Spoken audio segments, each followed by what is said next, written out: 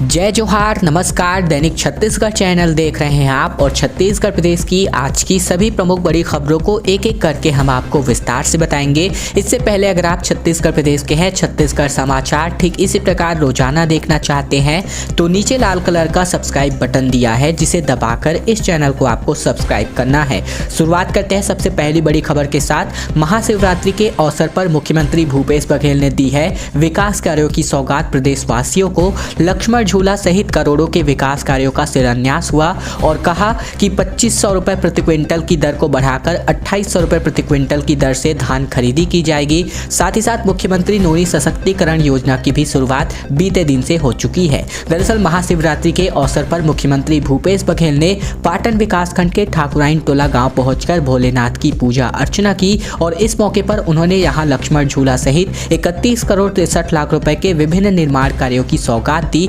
मुख्यमंत्री ने यहां क्रेडा सामुदायिक सिंचाई योजना का भी लोकार्पण किया और कहा कि तालाबों के माध्यम से विभिन्न सिंचाई के माध्यम से जो खेतों तक पानी है पहुंचने जा रहा है। इसके अलावा मुख्यमंत्री ने यहां पर मुख्यमंत्री नोनी सशक्तिकरण योजना की शुरुआत की और इस दौरान उन्होंने 16 हितग्राहियों की बेटियों को 20-20 हजार रुपए के चेक सौंपे।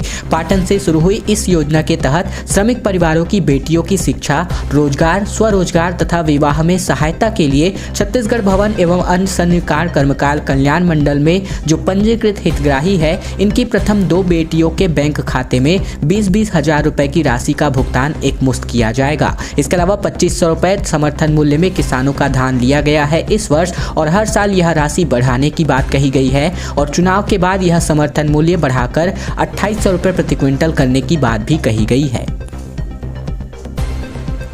आज से शुरू हो रही है बोर्ड की परीक्षाएं। पहली बार जो है अनुमति दी गई है। कोरोना पॉजिटिव स्टूडेंट्स भी यहां पर परीक्षा में शामिल हो सकते हैं। दरअसल छत्तीसगढ़ माध्यमिक शिक्षा मंडल की बोर्ड परीक्षाएं आज से शुरू हो रही हैं, जो कि ऑफलाइन होगी पूरी तरीके से। बोर्ड परीक्षा को लेकर छत्तीसगढ़ माध्यमिक शिक्षा मंडल द्वारा गाइडलाइन जारी हो चुकी है। बोर्ड द्वारा जारी निर्देश में पहली बार बिना स्कूल यूनिफॉर्म के परीक्षार्थियों को परीक्षा देने की अनुमति प्रदान की गई है। साथ ही 2 वर्ष बाद भी हो रहे ऑफलाइन परीक्षा बोर्ड परीक्षा में कोरोना संक्रमित छात्रों के लिए अलग से बैठने की व्यवस्था की गई है। सीजीबीएसई ने स्पष्ट कर दिया है कि परीक्षा के दौरान कोविड प्रोटोकॉल्स का पालन करेंगे। विद्यार्थियों की सुरक्षा के साथ किसी भी प्रकार की लापरवाही नहीं बरतने की बातें कही गई है। गौरतलब है कि सर्दी, खांसी, बुखार के लक्षण वाले विद्यार्थियों को परीक्षा के लिए अलग से बैठने की व्यवस्था कराई जाएगी और इसके अलावा प्राचार्य को ही केंद्राध्यक्ष नियुक्त किया जाएगा जिस स्कूल के वो प्राचार्य हैं। इसके अलावा अगर मैं बात करूं तो असाइनमेंट जो पहले मैंडेटरी था, अनिवार्य था, उसको भी अब समाप्त कर दिया गया है और इसके बिना भी विद्यार्थी परीक्षा दे सकते हैं। नया बिजली कनेक्शन चाहिए तो आप दे सकते हैं मिस्ड कॉल। केवल मिस्ड कॉल के माध्यम से आपके माध्यम से जो बिजली कनेक्शन है वो आपको मिलेगा। छत्तीसगढ़ राज्य विद्युत वितरण कंपनी ने नंबर जारी कर दिया है और इसकी शुरुआत हो चुकी है। ऑनलाइन जो है फॉर्म भरा जाएगा। दरअसल अभी तक आपने मिस्ड कॉल से मोहब्बत की शुरुआत होने की कई कहानियां सुनी होंगी, लेकिन भाजपा ने मिस्ड कॉल से सदस्य बनाए थे। लेकिन अब छत्तीसगढ़ में एक मिस्ड कॉल से आपको बिजली का एक नया कनेक्शन मिल सकता है। छत्तीसगढ़ राज्य विद्युत वितरण कंपनी ने बीते दिन से यह सुविधा की शुरुआत की है। बिजली कंपनी ने इस सुविधा के लिए मोबाइल नंबर 7440 इस नंबर को जारी किया है। जैसा कि आप सभी देख रहे हैं, मोर बिजली ऐप से भी आप जो है ऑनलाइन आवेदन कर सकते हैं। दरअसल बात करें तो छत्तीसगढ़ राज्य विद्युत वितरण कंपनी के प्रबंध निदेशक हर्ष गौतम के मुताबिक प्रबंधन ने नए बिजली कनेक्शन के लिए ऑनलाइन आवेदन का नया सिस्टम शुरू किया है और इसमें उपभोक्ता को बिजली दफ्तर आए बिना ही बिजली कनेक्शन मिलेगा। इंटरनेट या ऑनलाइन तथा मोर बिजली ऐप के जरिए भी आवेदन किया जा सकता है। जिन उपभोक्ताओं को ऑनलाइन आवेदन करने में किसी भी तरह की समस्या होगी, उनके लिए मिस्ड कॉल की सर्विस शुरू की गई है। छत्तीसगढ़ में बारिश के साथ साथ बिजली गिरने के आसार अब भी बने हुए हैं। बिलासपुर, रायगढ़ समेत 6 जिलों में गरज चमक के लिए अलर्ट जारी हुआ है। कहीं कहीं पर बरसात होने की भी संभावना बताई गई है। दरअसल छत्तीसगढ़ के कुछ जिलों में 1-2 स्थानों पर आसमानी बिजली गिरने की संभावना बताई गई है। जैसा कि मैंने अभी आपको जो है जिले का नाम है वो बताया, तो यहीं पर अपडेट जो है जारी होंगे। दरअसल आसमानी बिजली गिर सकती है और मौसम विभाग ने मध्य छत्तीसगढ़ के 6 जिलों में गरज चमक का अलर्ट भी भी जारी किया है। संभावना जताई जा रही है कि अगले कुछ घंटों के लिए आधी रात तक यह घटना हो सकती है। मौसम विज्ञान केंद्र ने शाम 4 बजे एक त्वरित पूर्वानुमान जारी किया था। इसके मुताबिक शाम 4:30 बजे से लेकर के आधी रात तक कबीरधाम, मुंगेली, बिलासपुर, जसपुर, कोरबा और रायगढ़ जिलों में 1-2 स्थानों पर गरज चमक होने की अति संभावना थी। मौसम विभाग ने इन क्षेत्रों में हल्की बरसात की भी संभावना जताई है। मौसम वैज्ञानिकों का कहना है कि प्रदेश में उत्तर और दक्षिण से आने वाली हवाओं का मिलन क्षेत्र बना हुआ था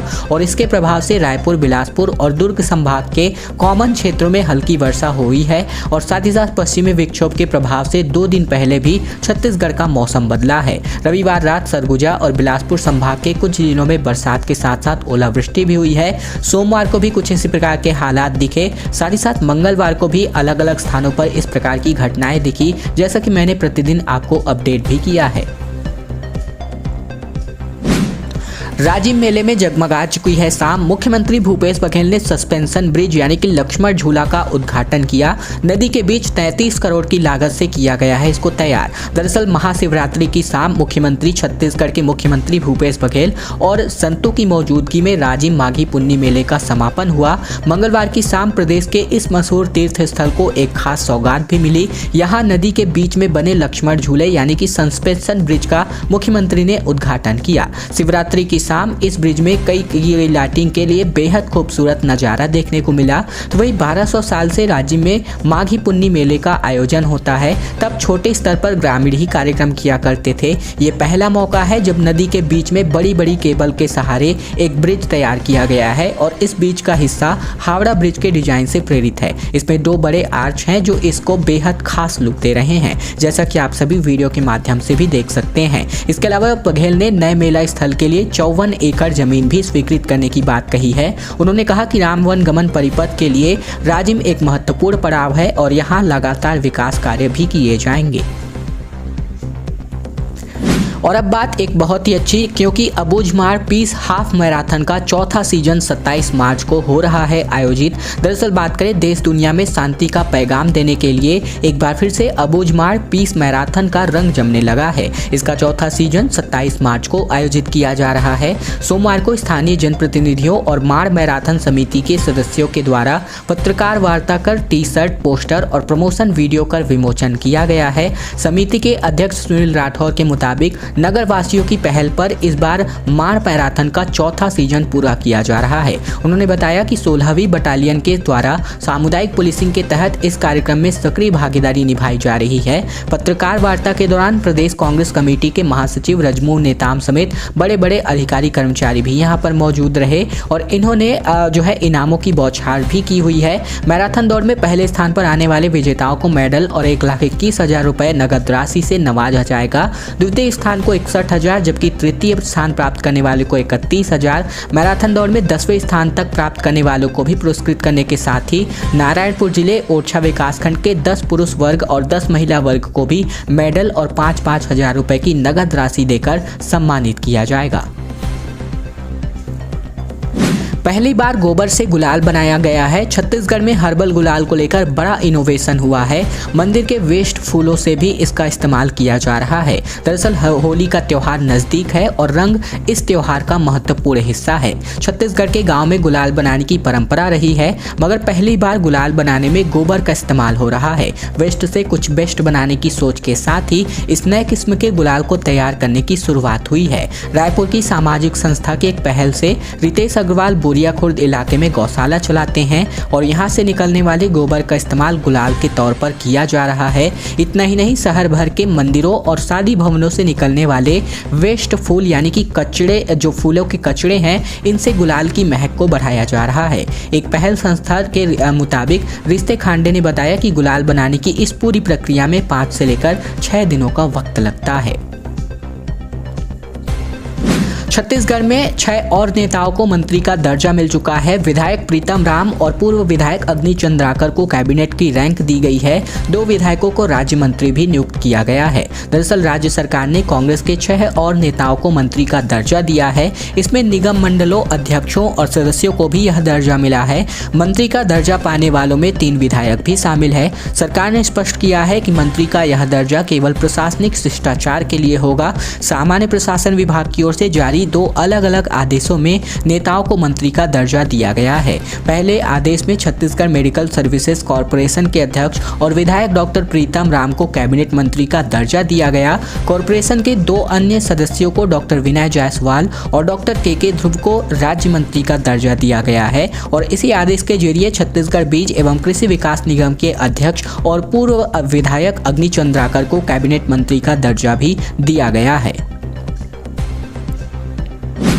बारातियों से भरी बस पलट गई, जिसकी वजह से 3 लोगों की मौत हो गई। लौट रहे थे तब यह वक्त हादसा हुआ।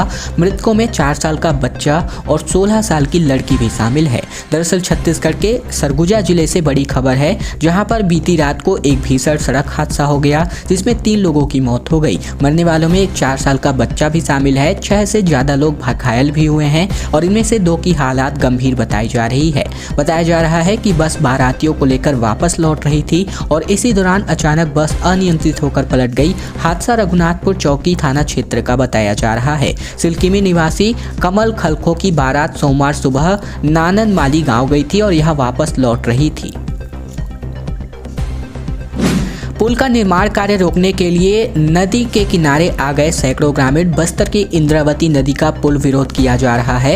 ऐसे में ग्रामीणों ने कहा कि फोर्स गांवों में आएगी और हमें तंग करेगी। बस्तर की जीवनदायिनी कहे जाने वाली इंद्रावती नदी पर अब पुल निर्माण का काम चल रहा है। इस पुल निर्माण को अब एक बार फिर से विरोध का सामना करना पड़ रहा है। ऐसे दिन बीते दिन की बात करें तो हजारों की संख्या में ग्रामीण अचानक इंद्रावती नदी के किनारे पहुंच गए और नारेबाजी के साथ अपना विरोध प्रदर्शन शुरू किया। ग्रामीणों की भीड़ को देखते हुए भारी संख्या में सुरक्षा बलों को भी तैनात किया गया है। हालांकि अब भी ग्रामीण मौके पर ही मौजूद हैं। जवान ग्रामीणों को समझाइश देकर वापस लौटने को कह रहे हैं। बस्तर में इंद्रावती नदी पर फुंडरी में पुल निर्माण का काम किया जा रहा है, जिसका विरोध लगातार ग्रामीणों द्वारा किया जा रहा है। उनका मानना है कि पुल बन जाने से फोर्स उनके गाँव में आकर उन्हें तंग करेगी। और अब दोस्तों आज की अंतिम बड़ी खबर की ओर बढ़े, जहां पर ट्रैक्टर ट्राली पलटने से 14 लोग घायल हो गए। दरअसल बात कर रहे हैं ट्रैक्टर वाहन अनियंत्रित होकर पलट गई और हादसे में तकरीबन 14 लोग घायल हुए हैं। 4 लोगों को जिला अस्पताल रेफर भी किया गया है। ट्राली में तकरीबन 22 लोग सवार होकर कोटा गहना से पटना गाँव एक शादी समारोह में जा रहे थे। उसी दौरान यह हादसा हो गया और हादसा शंकरगढ़ थाना क्षेत्र के जघिमा के पास हुआ है। मौके पर पहुंची पुलिस मामले की जाँच कर रही है। जैसा कि आप भी इस वीडियो के माध्यम से देख सकते हैं और अंदाजा भी लगा सकते हैं कि हादसा किस प्रकार हुआ होगा। दोस्तों आज की खबरों का सिलसिला बस यहीं तक का था। वीडियो अगर आपको पसंद आए तो इस वीडियो के नीचे लाइक बटन है, जिसे दबाकर इस वीडियो को आपको बहुत ही छोटा सा लाइक करना है। नीचे लाल कलर का सब्सक्राइब बटन भी दिया है, जिसे दबाकर इस चैनल को आपको सब्सक्राइब करना है, ताकि प्रतिदिन की महत्वपूर्ण खबरें, छत्तीसगढ़ के समाचार बिना किसी रुकावट रोजाना हम आप तक पहुँचा सके। तो चैनल को जरूर सब्सक्राइब कीजिएगा।